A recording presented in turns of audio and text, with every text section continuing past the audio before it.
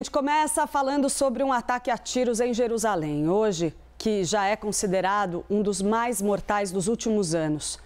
6 pessoas morreram e outras 6 estão em estado grave após atiradores abrirem fogo contra um ponto de ônibus.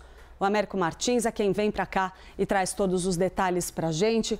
Américo, a gente olha para esse tipo de violência, claro, com uma preocupação sobre os desdobramentos que isso pode ter, até que ponto isso acirra ainda mais as tensões numa região que já sofre com tanto atrito, tanto conflito. Na sua avaliação, olhando aí para o cenário geopolítico da região, o que a gente tem de pista? Porque a gente olha, claro, para o Hamas.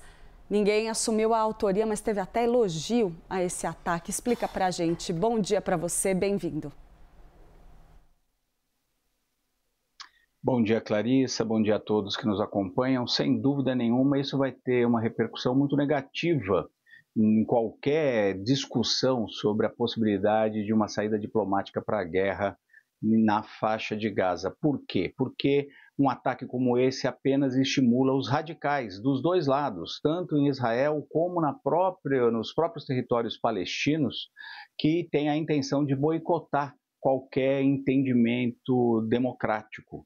E isso vai ser utilizado por esses radicais como uma prova de que é impossível você fazer qualquer tipo de negociação com o outro lado, o que está muito longe da verdade. Mas antes da gente elaborar mais com relação à análise desse incidente, vamos relembrar o que aconteceu.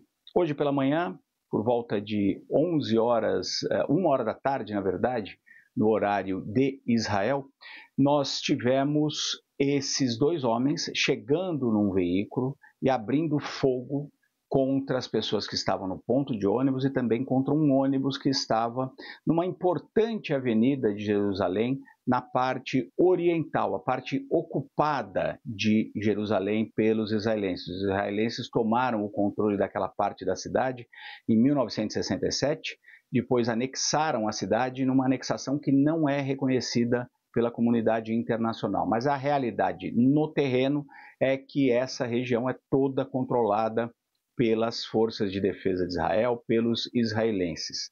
Esses 2 atiradores, segundo informações que acabam de chegar de Israel, das autoridades israelenses, eram palestinos que viviam na Cisjordânia. A Cisjordânia, a região também ocupada pelos israelenses, que junto com a faixa de Gaza é onde se espera que no futuro seja criado um Estado palestino.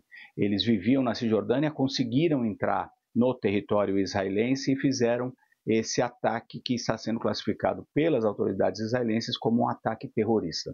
Pelo menos 6 pessoas morreram, especialmente isso segundo dados que foram fornecidos pelo próprio ministro das Relações Exteriores de Israel, o Gideon Sa'ar. Mais de 10 ficaram feridos, inclusive 5 que estão em estado grave. O primeiro-ministro de Israel, Benjamin Netanyahu, esteve no local desse ataque, deu entrevistas dizendo que as autoridades israelenses tinham conseguido deter pelo menos 100 ataques no território israelense desde o início da guerra na faixa de Gaza, mas que infelizmente isso não foi possível hoje. Ele disse que despachou inclusive soldados das forças de defesa de Israel para vilas próximas de Ramallah, que é a principal cidade na Cisjordânia, para tentar descobrir quem ajudou os grupos ou pessoas que ajudaram nesses 2 palestinos armados a fazerem esse atentado.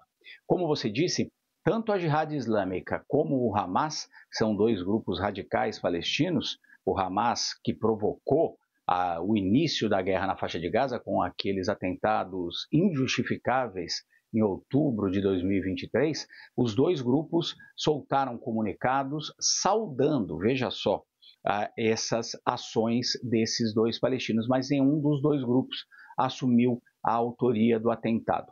A autoridade palestina, do presidente Mahmoud Abbas, soltou também um comunicado criticando esse ataque e dizendo que civis palestinos ou israelenses não podem ser atacados neste conflito. O problema é que essa é uma voz minoritária neste momento, como eu disse, Clarissa. Os 2 lados, os radicais dos 2 lados, tanto o Hamas como os radicais de ultradireita de Israel, vão usar esse atentado para tentar reforçar as suas posições.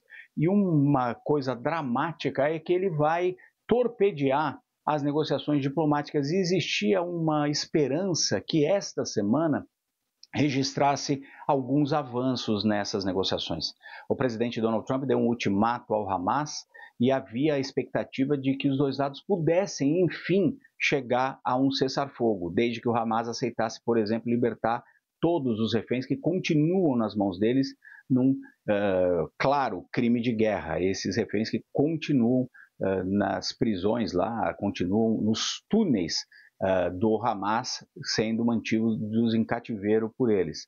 Israel estaria estudando a possibilidade de libertar mais de 2.000 prisioneiros palestinos, liberar a entrada de mais ajuda humanitária, e isso criaria espaço para uma saída diplomática. Só que com um atentado como esse, os dois lados vão certamente interromper essas negociações. A ultradireita em Israel vai exigir ainda mais punições, vai exigir ainda mais ações, e também nós teremos mais críticas ao governo israelense por ter, no final das contas, não conseguido impedir esse ataque que deixou esses 6 mortos. É um dia muito triste em Israel e na região como um todo, porque as consequências desse ataque serão muito negativas. A comunidade internacional, Clarissa, só para complementar, obviamente está condenando esse ataque de uma forma muito dura, e o presidente da França, por exemplo, Emmanuel Macron, soltou um comunicado dizendo e lembrando que a saída pela política é a melhor forma de você tentar resolver esse conflito, que só na faixa de Gaza já deixou mais de 65.000 pessoas mortas. Os indícios são de que nós vamos ter retrocesso no processo diplomático e não avanços.